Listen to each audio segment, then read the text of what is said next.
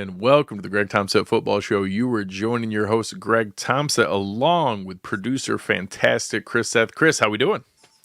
Doing great.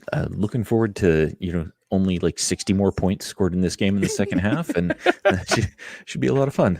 You were joining us at halftime of the Thursday night football matchup between the Tampa Bay Buccaneers and the Atlanta Falcons. And as Chris said, there's 41 points already in the first half. It's 24-17. We were joking pre-show that we're happy for Al Michaels. He has to suffer through so many ugly slogs that are like a sorry excuse for football. So we're happy for Al. You can hear the joy in his voice. I'm glad that he gets to see touchdowns. So we'll jump right into it here. We are going to be sharing for the first time tonight. Many of you know him as the host of the Roundup show with our own David Fox, is Uber Hansen. He writes along with Chris for the Bills Sports Illustrated avenue and is a moderator over at Reddit, and has built up over the last while two different really strong writing pieces that he does with a great preview for the Bills game every week. But he also does one that shares the rooting interests for who Bills fans should root for. So we'll use that as kind of our baseline for the matchups we want to watch as we go through here each week. So you'll be able to find this on Reddit. You can find it in the show description on the Bill Sports Illustrated site, as well as on Twitter as well, just from his feed. So I'm sharing that one here just as a little bit cleaner and easier to read. And the first game that we're going to get into here is one that he has ranked 4 out of 5 in the importance. So obviously, this is an early morning one on Sunday morning. It's going to be our first London matchup here. The Jets are playing technically at the Vikings. The Vikings lose a home game here playing against the Jets. And this is one where the Bills fans get to choose for a loss for their second round pick or a loss for their division game here. So a little bit of silver lining either way that it goes. But obviously, the Bills want to tag every AFC East team they can with a loss here. So let's hope the Vikings keep up their shockingly great start to the season. Yeah, that defense for both of these teams has been outstanding. And you saw some of the hints of it from the Flores defense last year, but they've even taken it up a notch for everything this year. Their average distance to go as a defense for opponents' offenses on third down is 9.5 yards. So just now I couldn't find how many third downs they've forced, but on average, you've gained a half a yard in those first 2 downs. That's just crazy. So they have the Vikings as a 2.5 point favorite. I think that's about right. And obviously, a lot of people use Brian Flores as kind of the litmus test of how much respect he has for you as a quarterback in what he sends. So the more blitz he sends, the less he respects you as a quarterback. And I don't want to use the word respect, although it's funny to talk about disrespecting Aaron Rodgers. I support that fully. But I'm curious if kind of testing the lack of mobility and testing the secondary read. Because if you blitz, but you also put a lot of attention on Garrett Wilson, I kind of like to know where Rodgers is going to go with the ball. Yep. So that's what I'm going to be watching in this game. It's an interesting piece because we do get a preview matchup wise, but no team blitzes even close to as much as Brian Flores does in Minnesota. So it's not that much of a litmus test. Obviously, we play them next after Houston. So I'm glad I get to watch it in a single window and watch the game preparation wise to get ready for it, because it's one less rewatch I have to do for getting ready for the matchup show the next week. But that's what I'm going to be watching for is how much does Flores bring, because a lot of the good quarterbacks, he will dial it back a little bit. And I think he might kind of ratchet it up maybe not to the degree he does with rookie quarterbacks and bad quarterbacks, where he literally would just throw the kitchen sink at him. But we've seen it in other good quarterbacks before too. If you remember the Lamar Jackson game, where he just sent the house over and over and over again, daring him to beat him. I'm curious to see what we find in this game. Obviously, Panthers Bears, nothing terribly exciting either for rooting interest or for watching interest. Carolina, Andy Dalton has made them at least functional now as a team, so I respect that. That brings us to our next one, which will clearly be a prominent placement in my quad box, which is Ravens Bengals. And this is one where I agree wholeheartedly with Uber. He has it as a 3 out of 5 rooting for the Bengals. We don't play the Bengals. We just played the Ravens. We lost to the Ravens. So as many losses as we can get on the Ravens record here favors the Bills. And I think that this is a game the Bengals are showing a bit better as they've gone, but man, that defense has been rough. What do you think they can maybe score I enough to keep up in this game? maybe Joe Burrow looks to be getting healthier and healthier with that wrist, and if it is a non-zero chance that Jamar Chase just owns this game. Yeah, yeah. Like he has that ability to just simply take over.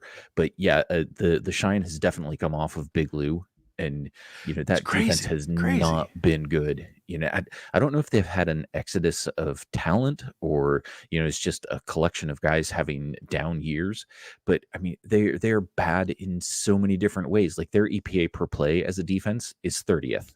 Like only the Rams and the Commanders are beneath them in EPA per play surrendered as a defense, and it's hard to get that low. you know. And I know they like obviously they had some losses. You have like Jesse Bates the year before, and they've had some pieces where they've asked their draft picks to step up into some of those spots, but they've still brought in some, reasonable replacements in what they've done. So I get it that Lou Anarumo doesn't have the same level of talent that he's had in years past to be able to put a defense together, but man, has there been just a huge, huge drop off and having, he still has, both Hubbard and, Trey Hendrickson. Hendrickson, Yeah. rushing. So I don't know. It's just odd that it's been that dramatic of a drop off because, the Bills have had stretches where it wasn't, as elite as others, but they've never had a stretch where it dropped to 30th and to be No, one of the nothing like worst that. defenses in the league. Yeah. So just to have somebody like Lou and the talent that he still have there, it's just shocking to see it at that level. Yeah. And yeah, it's bad in virtually every way. Yeah, Yeah. which is never Shocking. a good combination. Yeah. No. One that I don't know. Like I want to watch this. Like I can't turn away from a car wreck. Like I don't know that I'm gonna. I don't know that I'll have this on the quad box like locked in. But a piece of me is, I just want to laugh at the Dolphins for losing to the Patriots. So for So good. like draft pick purposes, I'm going to be rooting for that because I do think Tua will come back and the Dolphins will be not the worst team in football because they have been since they've lost Tua. They're genuinely the worst team in football. They are And lost unplayable. Jalen Phillips today Oh to yeah, Jalen injury put to now. another Yeah. season-long injury for Yep. Phil. That's back-to-back Yeah. years where now those And I things think start that to was add even up. friendly fire. Yeah. Yeah, like a Yeah. guy who's obviously an elite talent, but to lose it like that. So I'm going to be rooting for I know Uber is right strategically. It may make more sense to root for the Dolphins here, but just for the pure Schadenfreude of watching the Patriots hurt their draft pick and the Dolphins having to lose to the Jacoby Brissett led Patriots, that's going to be my rooting interest, even though it may not technically be the best strategic one here. I would be rooting for the Patriots to win just because it's funnier. This is one where I don't know that I'm going to be watching. I know my wife will be watching it upstairs. That's our arrangement of what we normally do. She'll have that up on the main TV up in the living room. I'm going to give Bills fans or anybody listening, this is one where everyone is going to be betting on Washington. Everyone is going to be betting on Washington. All of the people, and it's one. One of my favorite Scott Van Pelt. You got to hold your nose. You just got to hold your nose and take the 3 points with Cleveland, and don't look at it, and don't watch the game, Yeah. and just wait Don't until look the at end, it and then again. look at the Yeah. score. I got to tell you. The Commanders are an awesome story. I love Jaden Daniels. Nothing that happens in this game is going to change anything about that. But they've played a lot of cupcake defenses Yeah. on their way to these offensive things. And for as ugly as a lot of the things around Cleveland are, they still have that defense. And I Yeah. don't think Washington's line has faced Yeah. anybody like This is Cleveland's going to be the defensive first real line and test for Myles that offensive Garrett. line. Yeah. And there's a real chance that this is one of those games you're like, oh man, how did Washington lose to Cleveland?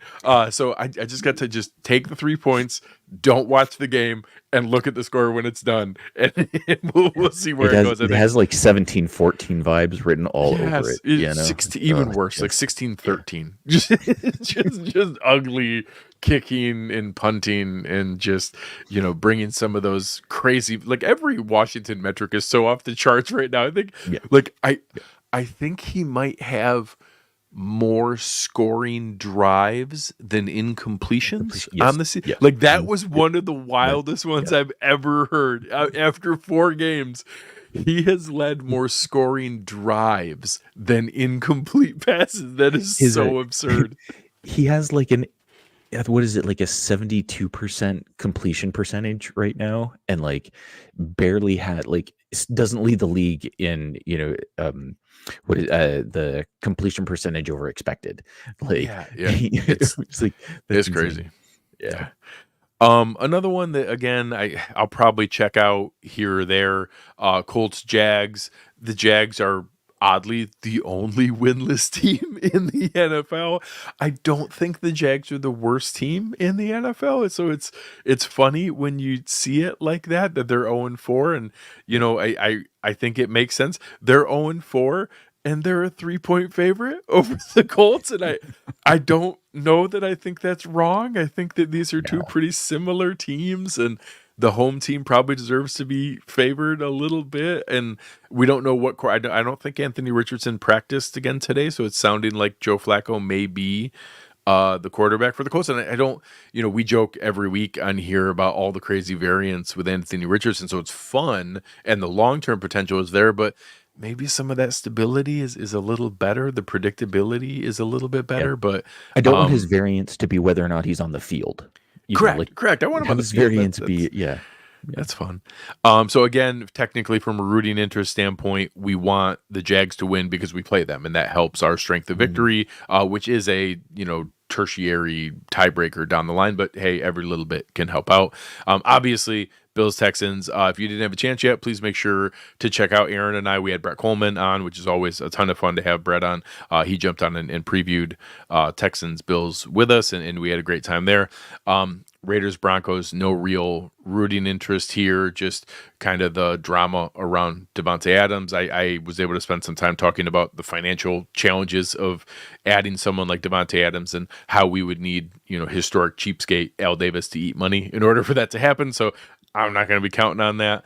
A good game in the 4:00 window, Cards 49ers, because the Cardinals are a very entertaining team. And again, technically from a rooting interest standpoint, we want the Cardinals to win because we beat them. And that's just a extra tiebreaker in that piece of it. A game I probably will be watching is Packers-Rams, just because I like watching Stafford and McVay and what they have put together with all these shorthanded elements. And I got to tell, I think people want to be careful writing off the Rams because they actually are one of the rare teams that are going to benefit from an early bye. They have this game against the Packers and then a bye, and then some of their offensive linemen, Cooper Kupp, Puka Nacua, all start to get back into a chance to be able to come back into play. And I think that this is a team that could be a little sneakier down the stretch than what people expect.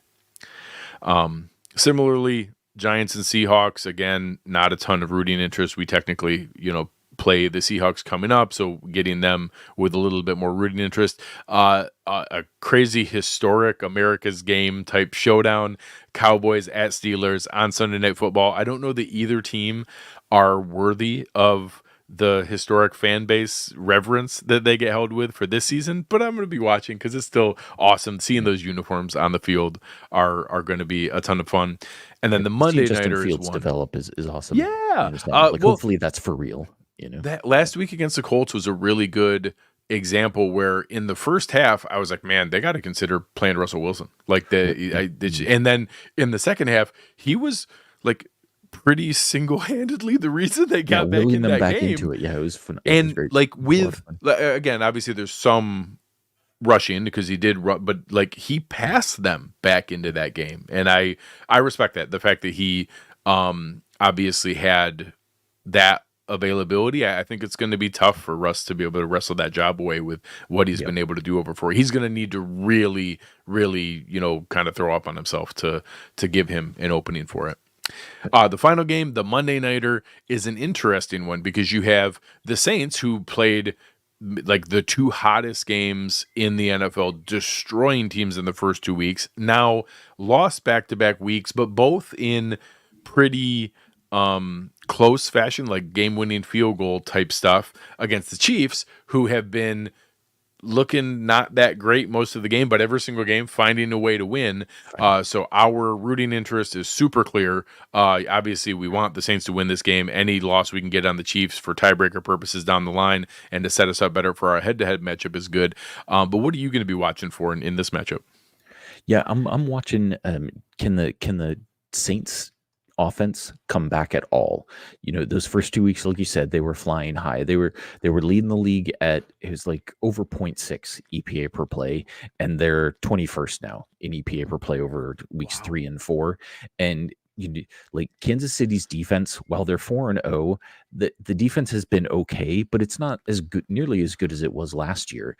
Is there any shot that they can Great go in into big moments, KC? but the consistency hasn't been the same. Yeah, not like they, Spagnola will Spagnola, but from down to down, they haven't been as good this year as as last year. Super dependent on the big play from Chris Jones in the moment. Like they are, and he's Chris Jones, so he's come through almost every game with a big play in the big moment. But that's a lot to depend on, even for an elite talent like that, to have that every single game. That's a lot to ask.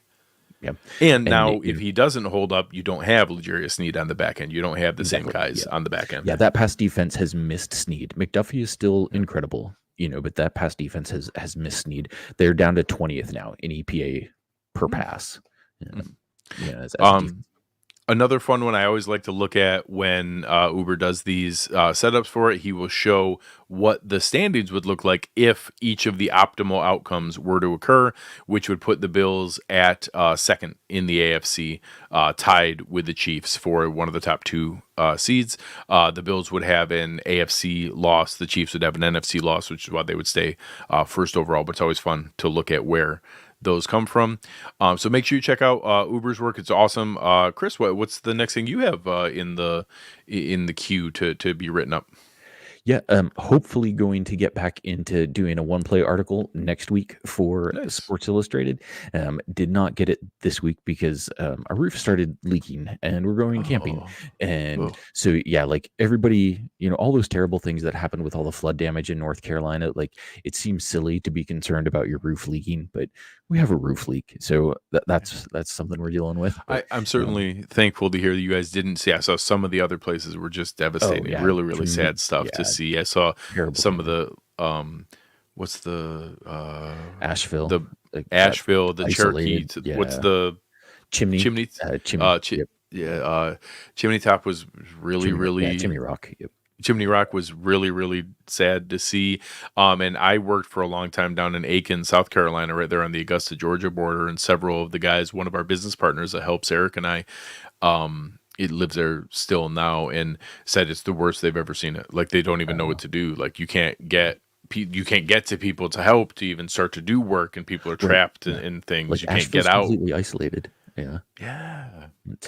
When you have, some of those places were like literally like the road washed out. It's hard to know even how to get somewhere. So really sad. Hearts go out to all the people down there. Hopefully we get them the help that everybody needs. And glad to hear you guys didn't get hit as hard, but hopefully your roof gets in better shape soon. Thank you guys all for listening. We'll continue to do these every week, get you ready for the games, and then join you on Sunday night to be able to break down the recaps of everything that you saw. But on behalf of fantastic producer Chris Seth, I'm Greg Tompsett. You've been listening to the Greg Tompsett Football Show, and we are out.